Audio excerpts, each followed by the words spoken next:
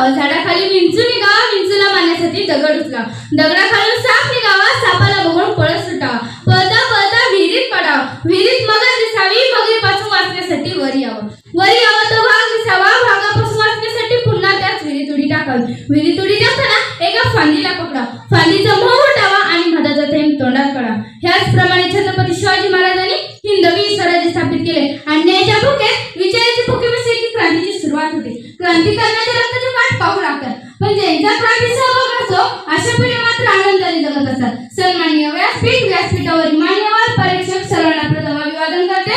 मी कुमारी नेहा संजय कांबळे, सातवीची विद्यार्थिनी, आपल्या समोर विषय मांडते कर्तव्यदक्ष नीतिमंत श्रेष्ठ राजा छत्रपती शिवाजी महाराज. आमच्या महाराष्ट्राचा इतिहास शाहीच्या दफांनी, घोड्याच्या टाफांनी, दगडाच्या खणखणाटाने, ढगाच्या गडगडांनी, डोंगराच्या हिरव्या पिवळ्या शाहीनं आणि सह्याद्रीच्या ढाईनं जगण्याचं भान आणि जगण्याची जाणीव विसरून जात असेल पिढी तिथं तुम्हा राहते. तिथं चांगल्या आचारांची, चांगल्या विचारांची, चांगल्या संस्काराची पिढी तुम्ही निर्माण करता, हीच खऱ्या आनंदाची गोष्ट. इतिहासाचा अंधाभिमान, इतिहासाचा श्राप, इतिहासाचा घोर अन्याय हा एक अपराध आहे. इतिहासाचे यथार्थ ज्ञान ही एक वैचारिक आवश्यकता आहे. या भूमिकेतून छत्रपती शिवाजी महाराजांच्या चरित्र चिंतनासाठी मी यत्कृत झाले आहे, ज्याने संपूर्ण भारतात मुठभर मावळे घेऊन मुघलशाहीची कत्तल करून वेशीवर टांगली. तो एकमेव अद्वितीय सिंहासनाधीश्वर कुलवंत गुणवंत राजाधिराज शिव छत्रपती. सह्याद्रीच्या कड्याकोपऱ्यातून हिंदवी स्वराज्याचे रै टोकवणारा, सह्याद्रीचा बाणेदार, ढाण्यावार, अष्टपैलू, जनतेचा राजा म्हणजे छत्रपती शिवाजी महाराज.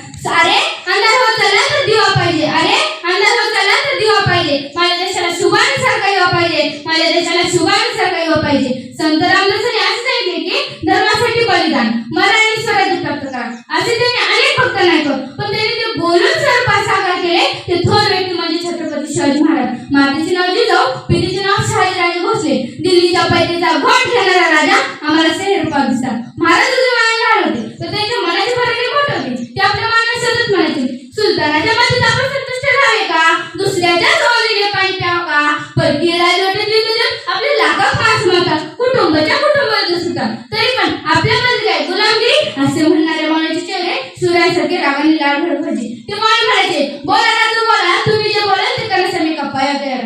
हिंदवी स्वराज्यासाठी आम्ही आमचे प्राण देऊ, हिंदवी स्वराज्य उभारण्यासाठी शत्रू बळाईत होते. महाराजांनी हिंमत सोडली नाही, स्वाभिमान सोडला नाही. बादशाच्या दरबारात लाखो लोक होते पण शिवरायांना रयतेची बाजू सोडली नाही. अरे शब्दामध्ये कडू आमच्या रक्तामध्ये मांडले, शब्दामध्ये कडू आमच्या रक्तामध्ये मांडले. भगत मुस्कामी कोणाची घेणं देणं झाले. महाराजांच्या राजकारणाबद्दल मी तुम्हाला दोन उदाहरण सांगते. उदाहरण पहिले म्हणजे महाराज मी आपल्या मावळ्या म्हणजे रयतेच्या भाजीच्या देताला हात लावता कामा नाही, म्हणजे रयतेचा एक पैसाही नुकसान होता कामा नये, असे प्रजादक्ष राज होते. उदाहरण दुसरे ते म्हणजे एकदा कल्याणच्या सुभेदाराची सुरेख नजराणा म्हणून महाराजांसमोर उभी केली. तिला पाहून छत्रपती शिवाजी महाराज उद्गारले, अशीच असती आई आमची सुंदर रूपवती, अशीच असती आई आमची सुंदर रूपवती, आम्ही सुंदर झालो असं वदले छत्रपती. युक्ती आणि कूटनीतीमध्ये महाराजांचा हात पकडणं त्या काळात कोणाला शक्य नव्हतं. एक पद्धतशीर जास्त म्हणतो युक्ती आणि कूटनीतीमध्ये महाराजांच्या कंगळीत जितकं होतं तिथं वैदिकाच्या पूर्ण शरीरात नव्हतं. जयसिंगासोबत झालेला थांब एकाच केलेला विविध नाव देऊन प्रदेशात 17 त्यांचे राजकारण.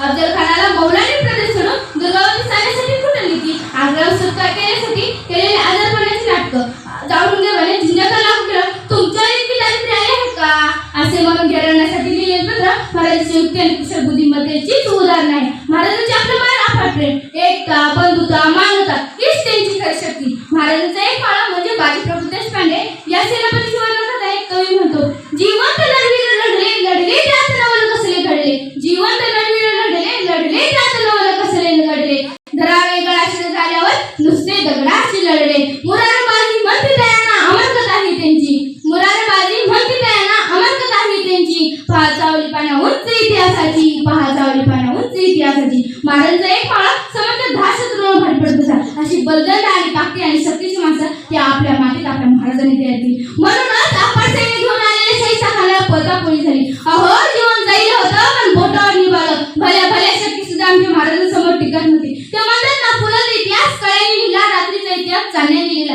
फुलाचा इतिहास कळ्याने लिहिला, रात्रीचा इतिहास चांदण्याने लिहिला.